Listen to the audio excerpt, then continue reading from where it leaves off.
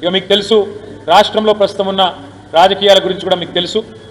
ఒకటి మాత్రం పక్కా, రెండు ఢిల్లీ పార్టీలు కూడా ఒకటేమో సంచులు మోసే పార్టీ, ఇంకోటేమో చెప్పులు మోసే పార్టీ.